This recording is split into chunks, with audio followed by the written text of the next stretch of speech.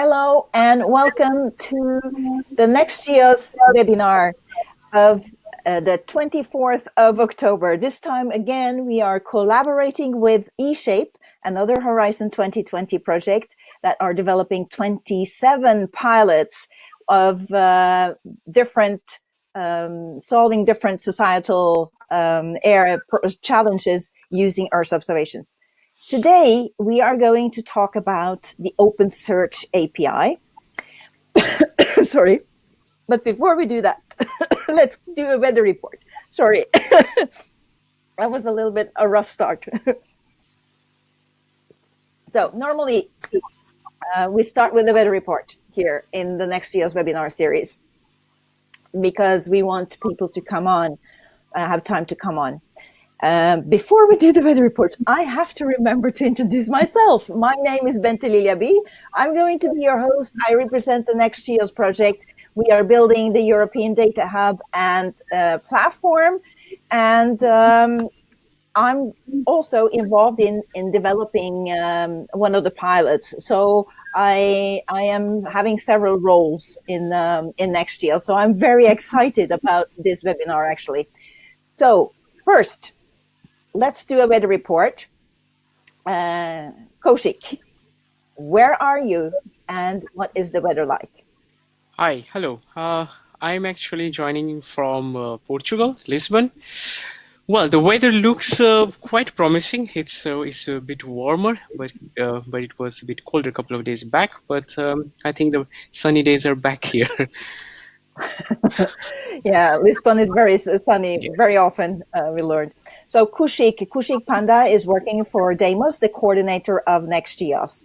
And Kaushik, I will let you introduce yourself when you are doing your presentation so people get to know you better. And then Piotr, what's the weather like where you are? Okay, so hello everyone, thanks for having me. And I'm calling you from Warsaw, Poland. And right now we have autumn in Poland. However, the days are really sunny. And probably you can see on my face that the sun is shining and the weather is really good. Sounds lovely. So Piotr Mozelewski is from Eversys, and he is working on the Geos portal, and we are very excited to learn about that. You will also introduce yourself when you are talking about the implementation of the OpenSearch API on Geos. So, Jovanka, how is the weather and where are you? Hi, I'm in Berlin, Germany, and it's around 16 degrees and it's cloudy today. But it's warm. It's nice. Yeah, sounds like a very pleasant fall temperature. Yes. So So Jovanka Golikowska, she works for Datopian, our expert on CCAN, and she has been implementing the OpenSearch API on our NextGeos Data Hub. So we are looking forward to that. And Jovanka will also introduce herself before she presents her talk. And last but not least, Marie-Francoise Badreau. Where are you and what's the weather like? Well, apologies, I turned off my camera because my bandwidth is not good enough here. I'm in Toulouse, south of France, and the weather is quite, I think it will rain very soon, and then quite unstable, and then we should have sun and mushrooms in the next days. Yeah. But we have a lot of light. Okay, it's autumn. Yes. Autumn in Toulouse, but Toulouse is also another sunny place on this planet. It is. Yes. So Marie-Francoise Badreau, she works for the Open Geospatial Consortium, OGC, and they are all about developing standards of all sorts. And we will learn a little bit about her motivation for actually initiating these two co-hosted webinars with eShape and NextGeos. And she will also talk a little bit about the background for this particular standard. The weather where I am is, I am in Norway, just a little bit northwest of Oslo. We have a typical gray autumn day here. It's 10 degrees Celsius and a little bit rain in the air. So, but there's still some colorful leaves. The fall foliage is still lightening up a little bit before they disappear, and it's getting all gray before the snow arrives. Anyways, now we can start the presentations. And you, my friends, thank you for being here. I'm happy to see so many. And we would love to hear where you are and what the weather is like where you are also, because that's your warm-up to ask us questions in the chat. We would love to hear your questions and your comments, and you can ask anytime while you are hearing the presentations. And we might take some of the questions in between the presentations, but there will definitely be a Q&A at the end of the webinar. We will try to stay within 1 hour from 3 o'clock, so 55 minutes from now. That's approximately how long we expect this webinar to last. So don't be shy. Let us know what the weather is like. And by all means, tell us your experience with OpenSearch APIs or other APIs, or ask questions. So, Marie-Francoise, I will let you then introduce the concept or the idea behind the standard. Then we will hear from Jovanka about the implementation on the Next.js Data Hub. Then Piotr will tell us about his experience on integrating it on the Geos portal. And finally, we will hear example from Kaushik. Okay. Take it away, Marie-Francoise. Yes, so as Bente has said, well, I'm working for the Open Geospatial Consortium, and I am involved in Next.js, where I am in charge of engagement, and also in eShape, where I am in charge of coordinating the implementation of the 27 pilots. And right now in eShape, we are assessing the pilots, where they are and where they plan to go to coordinate the developments. And in Next.js, we are preparing the sustainability. And what I have seen is that OpenSearch is a really good candidate open API to connect the different components of the Geos. And this is what we try to push and raise awareness out of these 2 webinars we are making. Last week it was about compliance, and here it's more a focus about OpenSearch. So I would like to begin just by a little bit of history to explain what is OpenSearch and where we are going and why we think it's a good candidate for this type of system of systems. So the OpenSearch specification originated in a community effort built around the Amazon subsidiary A9.com in 2005. It is licensed under the Creative Commons Attribution Share Alike 2.5 license. The OpenSearch Query Protocol is a collection of simple formats for the sharing of search results, allowing to syndicate those search results to a variety of applications that support these open standards. The OpenSearch description format allows the use of extensions that allow search engines to request a specific and contextual query parameter from search clients. And the response elements can be used to extend existing syndication formats such as RSS and Atom with the extra metadata which is needed to return search results. So this standards supports extensions, as I said before.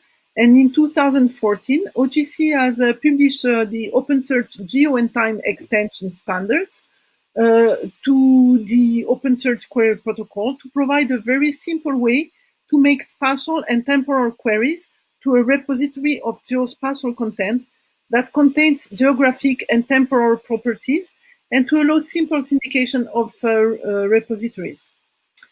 So these specifications, which is the name of our specifications, have a number, so a name and a number. So it's the OpenSearch Geo and Time extension, OGC 10.032 release 8. It codifies those extensions in a form which is compatible with the other OGC standards baseline, and incorporates feedback from developers in the open source geospatial community. So it's completely compatible with OGC standards and the previous OpenSearch works. It is recommended for spatial and temporal queries, specifically for Earth observation collections and Earth observation product metadata. Further, it defines a default response encoding based on Atom 1.0 and XML. So it is complemented by the OpenSearch for Earth observation, OpenSearch EO, OGC 13.026 Release 8, suite of standards that updates the extensions primarily to include additional examples for developers. This OpenSearch for EO extension is quite a success story, as it is implemented for hundreds of Earth observation data series from all over the world, federated by NASA, ESA, CEOS, GEOS, etc. So, but of course, you always have still room for improvements.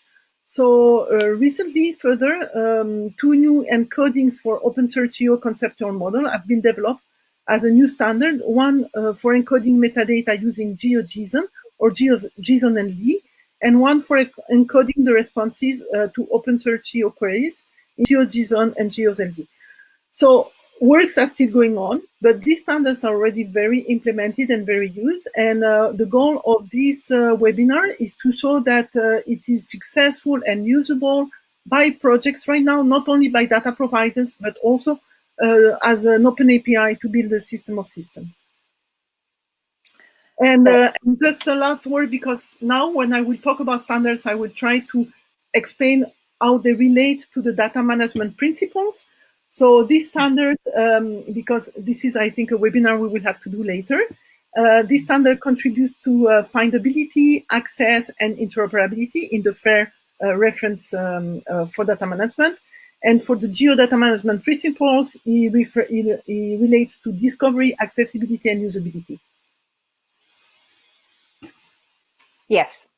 So this is, the headline for all this is, of course, to make the data interoperable across different systems, different fields, different regions, and so on.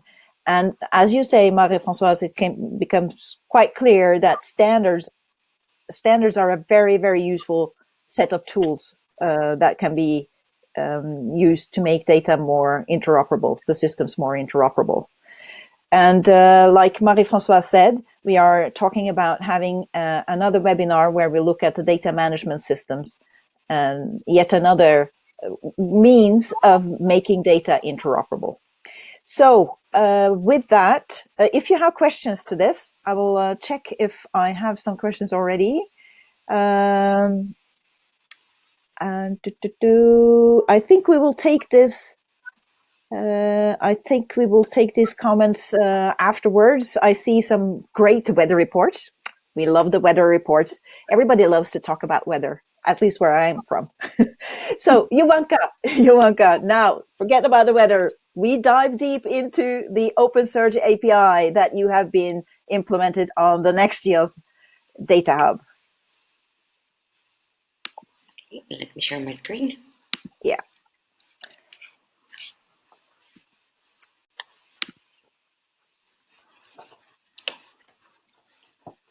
So, hello everyone. I became a regular on the webinars, so probably people already know me, but a short introduction. I'm Jovanka Gulitowska, and I work as a software engineer at Detopian.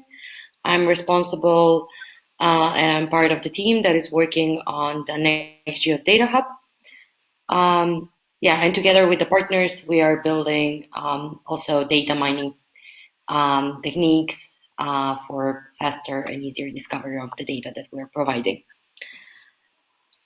Today, I'm going to talk about the OpenSearch API and how you can access the API and search through it, as well as how you can use the Data Hub to get your OpenSearch results. A bit about the two-step search and the improvements that we're planning about OpenSearch and integration with other systems. As probably most of you know, OpenSearch is a collection of technologies that allows websites and search engines to publish search results in a standard and accessible format. So this was one of the things when we had in mind when we started to build the OpenSearch API for Next.js. And we've taken a look into OGC standard for OpenSearch geo and time extensions, and we're currently accepting queries using this standard on our portal. The Data Hub is built on top of CCAN, which by default doesn't provide support for OpenSearch, so we had to go and build one. And we're still constantly upgrading and working on this extension so we can provide even more compatibility to the OpenSearch standards with this extension for CCAN. How does the OpenSearch API work? We need the general description documents, which is providing the information about the collections that we have available for searching, as well as some parameters that all the collections are kind of like sharing between them, and the collection description documents, which provides further information about the parameters that are available for searching for each collection respectively. At the bottom of my slide, you can see the URL that we have on the catalog, and this one redirects to a page where you can get some basic information about the OpenSearch API on the Next.js Data Hub and how you can start playing with it. So we provide a way of searching with the OpenSearch API. We provide a simple way of searching through the portal directly. So the OpenSearch API is always like a mirroring the data that we have on the portal. And you can go on, after you have taken a look into the description document, which provides information about the collections that we have on the portal, you can go on and do a more detailed OpenSearch query. For example, in this case, we're querying Sentinel-2 Level 1C collection, and we can see the number of results. After that, we can continue according to the description document of Sentinel-2 Level 1C. We can go on and further query this. If you're not familiar with OpenSearch and you need an OpenSearch response, you can visit the Data Hub and create your query from the UI. With that, we have introduced the OpenSearch Matching Query button, which you can find on the dataset page.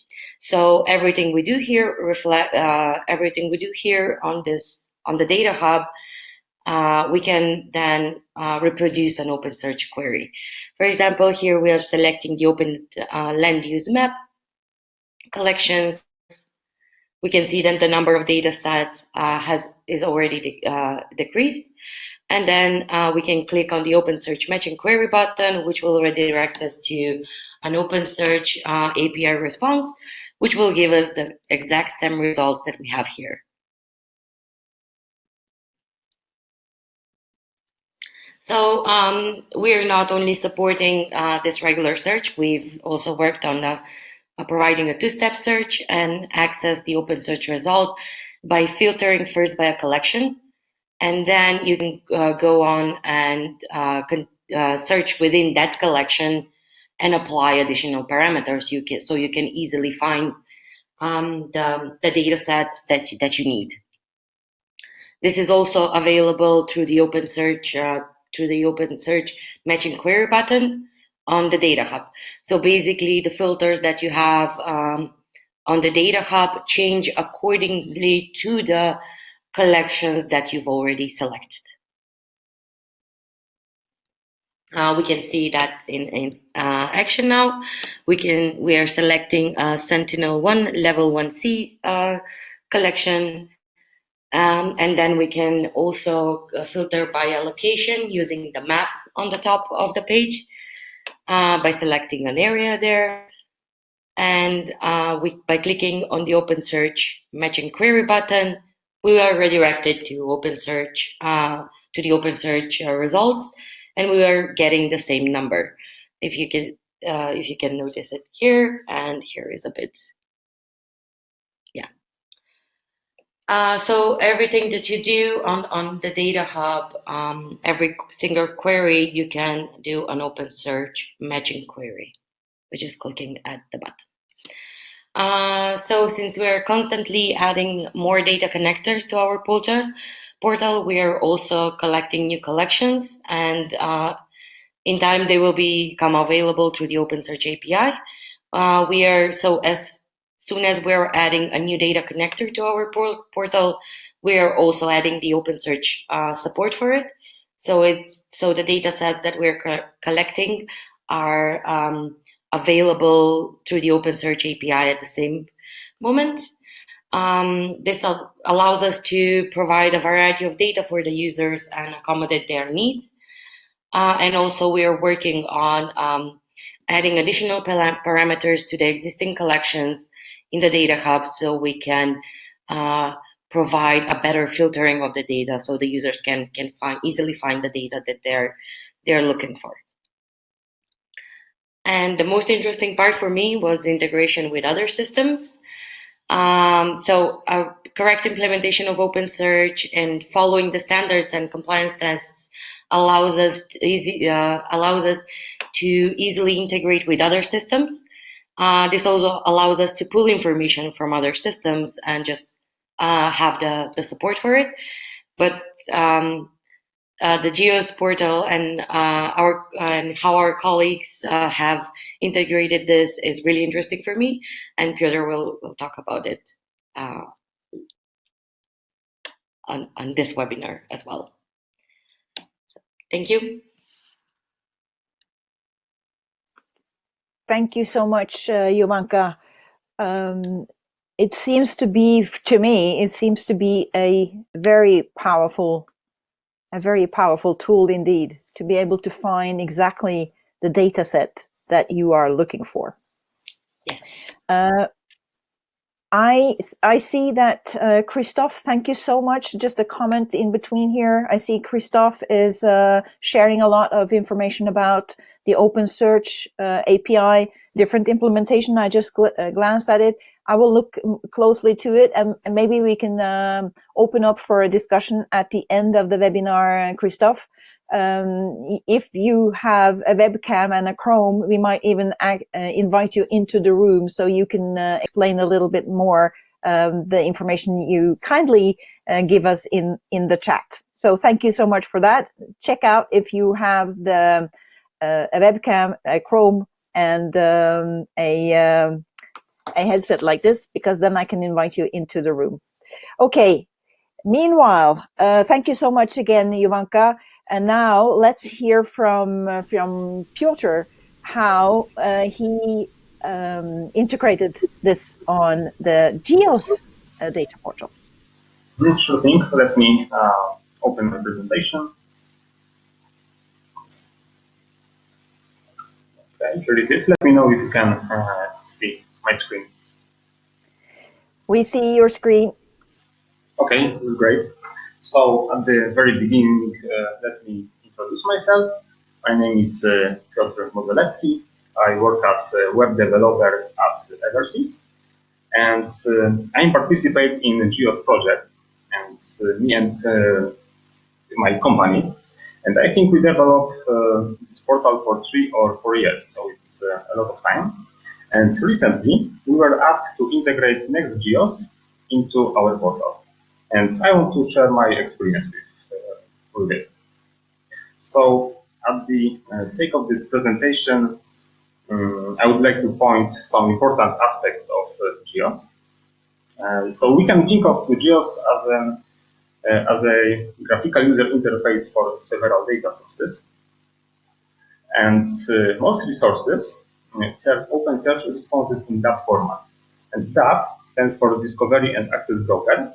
And this is Data Hub that for a long time was one and only data source on our site. So every time when we integrate another data source, we're trying to preserve this DAP format. And also, it is quite important that for now, all data sources demand just one request to present results. And here is a little presentation, a little demonstration. This is part of GEOS UAT support EU. This is a development platform where we test our solutions. You are free to visit this site if you want to test it yourself. But for this presentation, I'm just attaching the slides of how this exploration looks like. So at the beginning, I am looking for water in all our data sources. After a few seconds, all data sources presents their results. And these results come from DAB, from Discovery and Access broker. However, one can specify exactly what sources he or she is interested in. And in particular, we have NextGeos integrated. And these results come from NextGeos. So here is the graphical representation of these results. User can expand some result, can see more information about it. For example, how many people saw this data, have seen this data, this result on our portal. We can rate and give comments to resources. We can download files related to resources if we have any. And also we can share results with other scientists, for example. If somebody wishes to see more information, he can go to the detailed page here. And this is a pop-up, scrollable pop-up that presents all the information that we gathered from NextGeos. Okay, so we achieved this. We successfully integrate with NextGeos, despite that there are some differences between data sources. So let me point out the differences. First of all, DAP requires just one step search to present results, whereas NextGeos requires 2 steps. Then names of parameters that we send in URL to obtain data are slightly different in DAP and in NextGeos. So for this query, I typed water. I wanted to see results starting from first result and display 12 results per page. And here are the names of this parameter on DAP, and here are the names of this parameter on NextGeos. So they are slightly different. Also, the response format varies for both sources. And here is just a sneak peek how it looks like. So DAP response is quite complex, and also it has some hierarchy. So in distribution info, you have information about all data sources that are ready to download. And this description file is quite huge. On the other hand, NextGeos has a really simple, flat hierarchy of these tags. Okay, so now let me speak through all the steps that we have to do to integrate successfully. There are 4 steps, and at the very beginning, to use one request to obtain data from NextGeos, we assume that by default we are looking for all catalogs. So when somebody is searching for something, we present all the data from NextGeos. As a second step, we need to adjust our parameters. We have to map them. So, for example, for phrase, instead of using search term, ST in DAP, we use Q like query in NextGeos. And we repeat this for other parameters. As the first step, we need to strip atom prefix in all tags, because here is the response from NextGeos, and almost every tag is begins with atom prefix at the beginning. In DAP format, we don't have it, so we can replace all these prefixes and tags with just tags. So this is also a very simple thing that we can do on our side. And the last thing is that we have to change path to properties.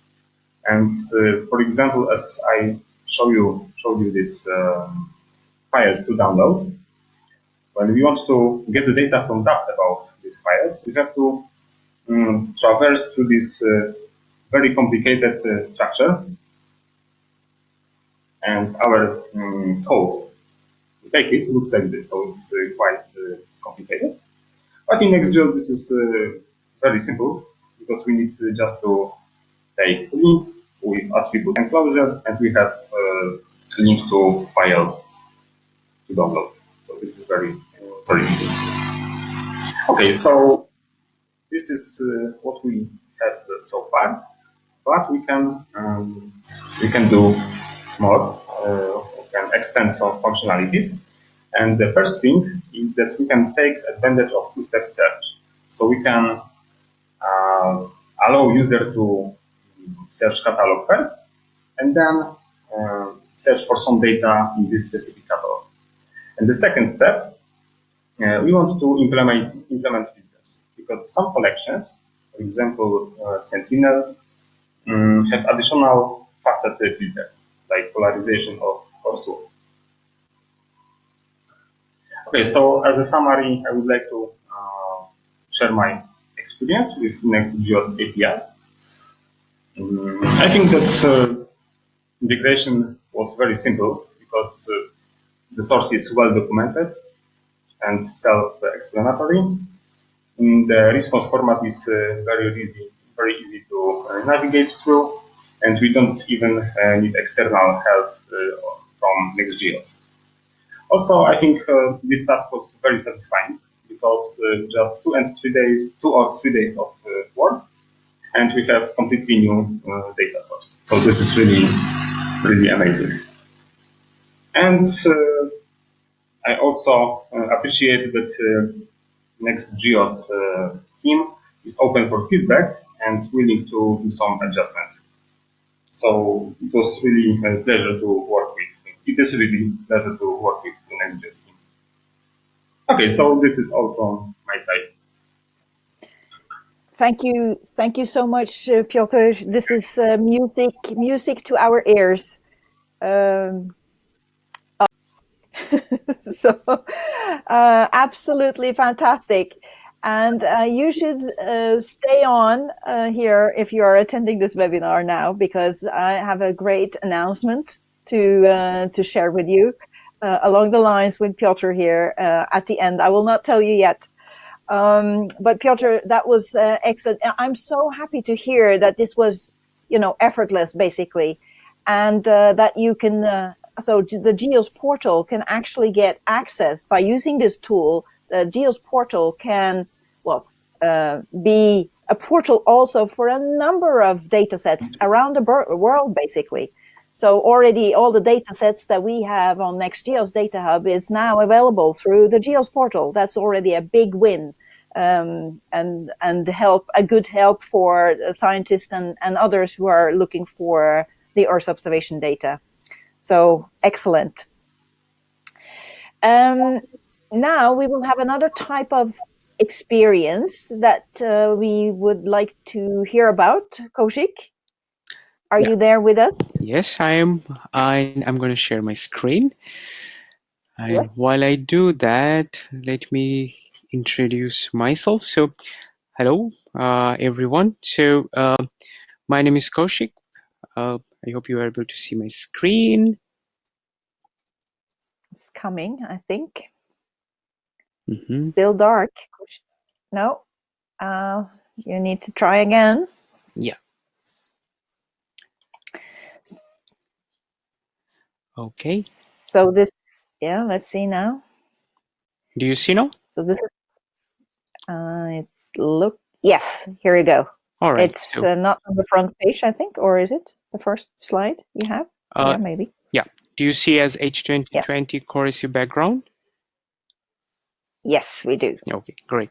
Hi, everyone. So my name is Kaushik. So in this webinar, I probably be representing the two different roles that I'm playing. So at one side, I'm part of the project coordination team at Deimos. So and at the same time, I was also the project coordinator of another H2020 project called Cohesive. So I will tell the story from the perspective of a project of Cohesive. So this I give you a very quick introduction of what we are. So we are a H2020 project. We started in 2016. We finished in 19, and as you can see, it's composed of 8 partners. And the idea is to for this project was to build a system for coastal research community. As you can see here, we are backed by a large community of coastal researchers, marine ecologists, and environment monitoring, maritime security and safety as well. And we our aim or our goal, and that's something that we achieved during the project, was to address different types of user profiles. So novice user, intermediate users to experts, to have a whole our system tools were attuned to address their specific needs. So why we are talking about Cohesive in next year? So that's the result of the engagement activities that Nextuse has been carrying out for last quite a long time. And as most of you are quite aware of the 3 offerings that we have. So you can bring as an external pilot, you can catalog your data, and also showcase your application. So Cohesive actually applied for one of these offerings, the integrate as a pilot, to get benefit from the several services, the platform services that Nexture has been developing. And also it came at a right time when as a project we wanted to be sustainable, and we wanted to engage with other projects, and also reach out to wider community, and the Nexture's data hub that was a right fit. So we saw Nextures as a sustainability enabler for Cohesive. So as a starting point, so as you can see on the right hand side, we have a list of services in the green color, as you can see here.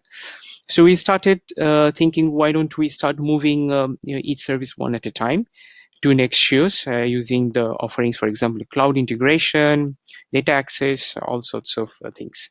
And we started with optical bathymetry. That's one of the first applications that we integrated, and has been using the cloud integration service from Nextuse. While doing that, I must tell you, like, this has been also motivation from OGC innovation programs, and I started wondering, like, well, we have integrated our one of our application, great. How about that? Because in Cohesive we do have a catalog, and that's where the users can look for data and as well trigger some applications. So we started thinking, why don't we see that we can connect with Nextuse, because the catalog, which is based in Cohesive, is also based on OpenSearch, and the catalog in Nextuse is also following the same standard. So I think it was purely a motivation from out of interest, and to see and play around with these 2 catalogs. So we wanted to do in a way an interoperability test, and mainly focusing on Sentinel-2 products. With that in mind, and something Piotr as well shown here, so we compared the fields that we require. And in this case, it was interesting because the catalog of Cohesive is already based on OpenSearch, is following the same standard. So what we did in our development environment is that we switched from our endpoint to Nexture's catalog, and it was very simple, and it was done very faster, and it was possible because of the standards. And that's something that Marie-Francoise started talking about at the beginning, that the benefits of standard was this quick switch from one catalog to another, and it was done with zero impact for our user, because of for at least for Cohesive, we wanted to make sure that the users have the same experience, same seamless way they want to use the platform. So that has been done quite easily, and there has been no impact as such. And it was, so in a way it was quite simple. So that has been done in our development environment. We are yet to move to production, so that's something we are planning to do quite soon. And once we do that, we might have some sort of a communication, so everyone would know the benefits of next year's OpenSearch API. So yeah, so that's the story I wanted to tell from Cohesive. Excellent. Thank you so much, Kaushik. We can now we are entering into the Q&A. Please do ask questions to us. We will be happy to answer them. And if you are in a position with a camera and a Chrome browser and a headset like me, you will also be able to be invited in here. We will try to do that. What we have heard today is that the OpenSearch API from Next.js can be integrated in many different environments. So the entire global, the global Earth observing system of system, that's GEOS. We have an extension there, so you can find Next.js data through that portal. You can also find it in this case, Kaushik gave us an example from a Horizon 2020 project, so a European project. Many of these projects are actually producing data. And one of the challenges that we face is that when the project ends, very often they are, not literally in the drawer, but something similar, equivalent to a drawer, and we will never see them again. So by making it so easy to connect to other portals, I think this is a very, very powerful tool. I don't know do you have any comments at this stage, Marie-Francoise? Are you happy to hear about all this? Well, yes, I'm very happy to hear about this because this is really what the standards are for, to implement this Lego metaphor and be able to connect components easily and switch from one component to another if needed, or enrich, like here, the catalogs of GEOS. And this is really why we work for, and seeing that it works efficiently, and that we have this feedback from Kaushik, from another 2020 project, and this feedback from that they just needed some hours of work to connect to several powerful components together. It's really what we work for. It's standards in action and results oriented, so it's perfect. Yeah, and to me it sounds like we can actually stand by the claim, our claim, that you can save time and money on using standards. I think that's what we already heard, that it's super easy, and using standards is part of making it easy, it sounds to me. I promised you a very good news, and that news came. Well, Marie-Francoise, maybe you will tell it, because you are the one who have been working with this group of people. Yes, we are working with people from Marie-Geos also to integrate OpenSearch in Marie-Geos, to extend again and build a system of systems out of Geo. And we had some feedbacks today that this is on really good tracks, and just a question again of hours to be released publicly. I think that Christophe was asking to talk better, and Codebee is also an interesting portal implementing OpenSearch. So maybe we can give the floor to Christophe. To Christophe, I invited him. So Christophe, if you hear this, you should have received the link that is necessary in order for you to come into this room. It's from Webinar Jam. You might have to look in your junk mail to see if you got it through there.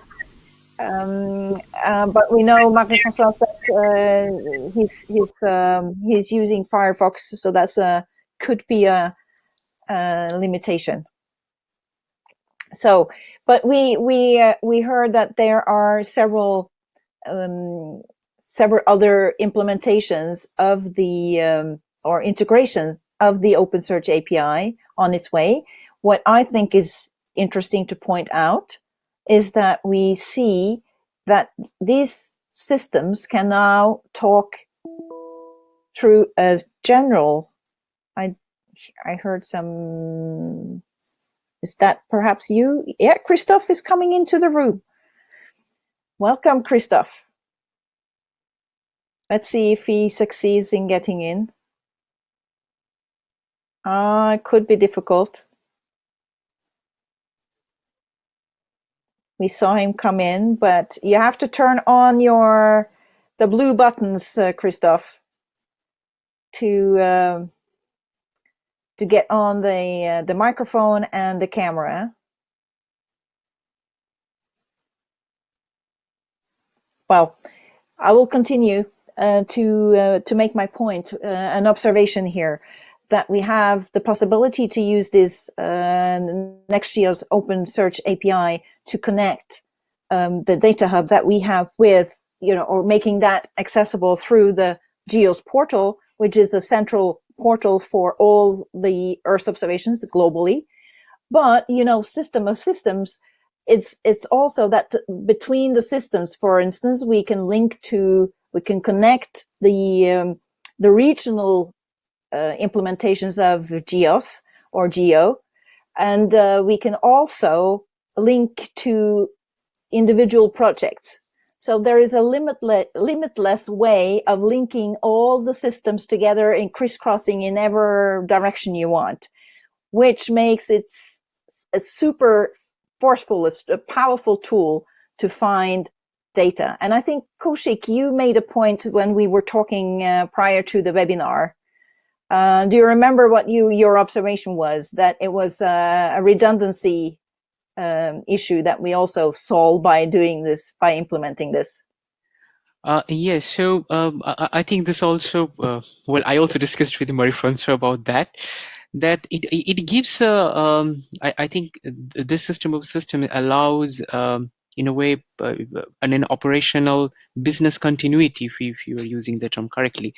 So it means that for the community, if they're looking for a certain data product, if it's not available in one catalog, it's available from other ones. So there is a sense of a fallback option as well. So it makes sure that the delivery of data is ensured to the community. And I mean, for example, one catalog might go through some maintenance activities, and it might be down for some infrastructure reasons, but that should not hinder the users from accessing the data, because then the data is immediately available from somewhere else.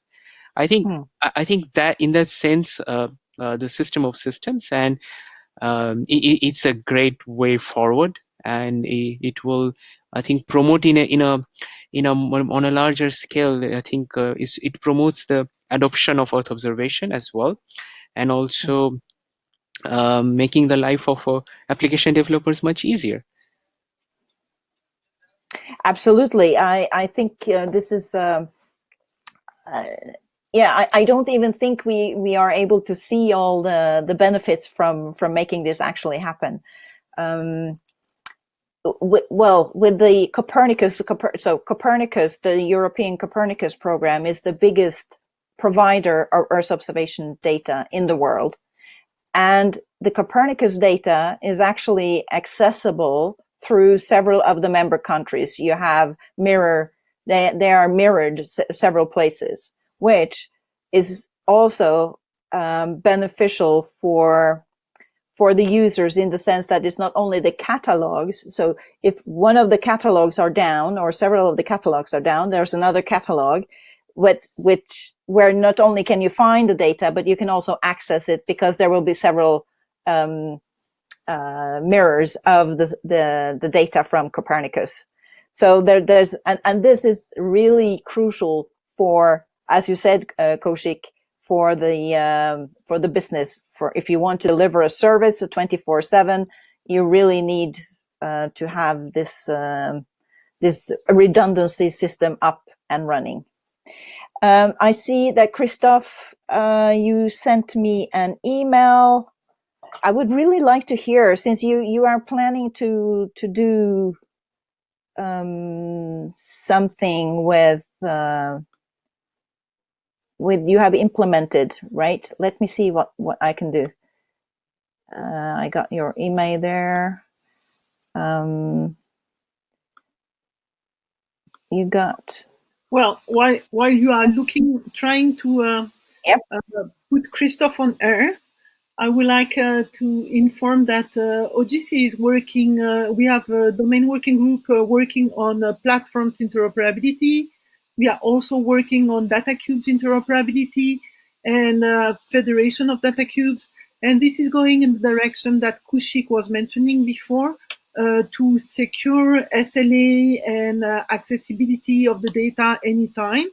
And this will support the requirements from the European Commission to make Earth observations available for business. Because if you want to base a business on Earth observation, you need a really good SLA. And it's also the case for disasters. We are also working on disasters, and disasters require a very good SLA, and securing the access to the data is always good for them. Yes, Christophe. Do any of you see his messages there? I have a little bit. I only have one screen here, so. Well, I could see the messages he has posted into the chat, where he was mentioning that he works for DLR and on the Code DE platform, which is a platform to provide Earth observation to Germany, but of course they have data which goes broader than Germany. And they apparently use OpenSearch themselves, and they will interoperate with Next.js. Which is wonderful news. So I just sent you an invite from within the within the webinar room, Christophe. Let's see if we can succeed this way. It might be the Firefox that is the limitation. But anyways, we have your links, and we have the information. Thank you so much for sharing that, Christophe. That's great, and we will list that together with our other stories of examples of how to integrate the Next.js OpenSearch API on your system. Piotr, do you have any? We were discussing the two-step search possibility on the GEOS platform. Have you some reflections on that for us? Actually, I can share my screen with example of how catalogs work in GEOS so far. So let's try me do this.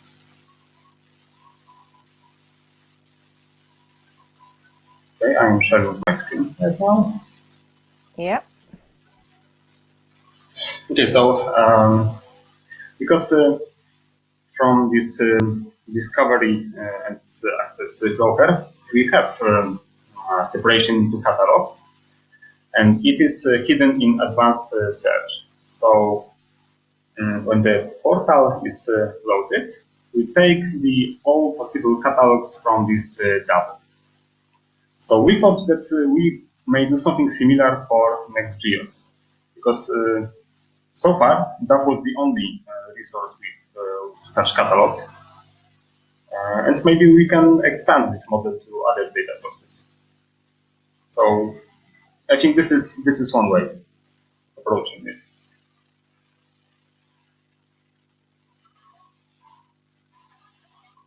Yes, and you can take a look that when we are in GeoSource, we have this catalog, but so far any other resource doesn't have it. But maybe this is a way where we can implement it. Right. Yes. So I don't know if this looks how this looks for you, Jovanka. Do you have any comments or ideas that you want to add on to what Piotr just said, or any other comment for that matter?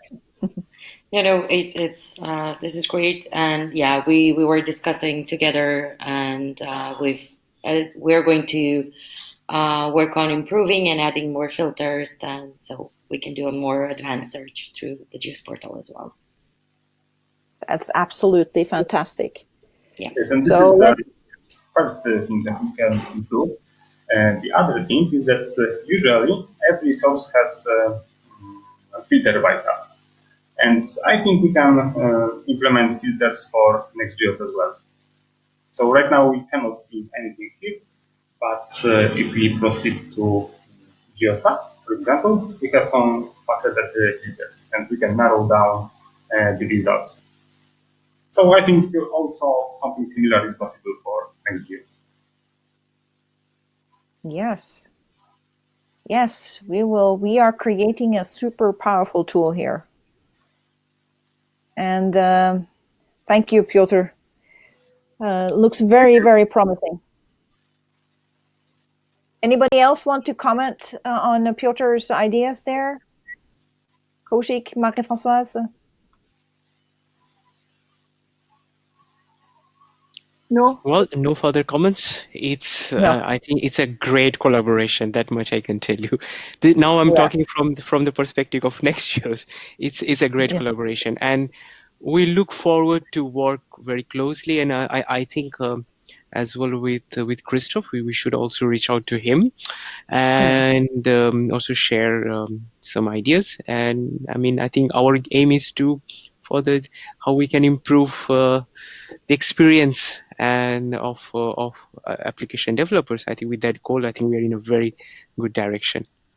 Yes, So, yes, I have to admit, because I have been in Geo since 2004. Actually, we have been talking about making the system of systems, and it has had so many limitations. But now, finally, in my mind, I just finally see that this is a system of systems that it's possible to crisscross, between all of the systems. I'm very, very excited, and I'm so happy that we managed to put the right people together. It seems like you have had some fun also doing this, by the way. Yeah, and also a big kudos goes to you and Marie-Francoise as well. Oh well, thank you. We love this, right, Marie-Francoise? And Rich Frazier from USGS, who also inspired all this cooperation, and Guido, who supported it. You need some people on the way to understand what is the potential of the ideas and try to push it to the right people. So yes, thank you to everyone. Yeah, thank you to everyone. And if you're going to Canberra, that's the next place where we can meet and discuss future possibilities. We do have a link also to South Africa. I have to mention that. So for you, they have the national Earth observation repository. They are interested in also implementing and integrating the Next.js OpenSearch API, and also in cataloging for that matter. So we are, this is really going to spread rather fast now, it seems like. So the next webinars, thank you everybody. Thank you so much for your presentations, and thank you audience for attending us. And I hope that you got much out of this. We will post the recording of this webinar. We will post the slides from the presenters also on nextgeos.eu, and you will find it on YouTube and so on. So we will spread this information the best we can. And the next webinar is already on next week on Wednesday, where we will talk about Earth observation and collateral data. I love that word, collateral data, meaning everything like social media, OpenStreetMap data, everything. That's collateral data. And they are using this combination of this in security situation understanding. So I think that will be a very good webinar as well, where you will learn some concrete use of these powerful data that we have and the tools that we have. So that's 3:00 Wednesday the 30th. And as I said, we are going to Canberra to the Geo-Ministerial, and we have a side event there where we would like to discuss further with the entire community to collaborate around the use of the fantastic resources that we have in the NextGeos project.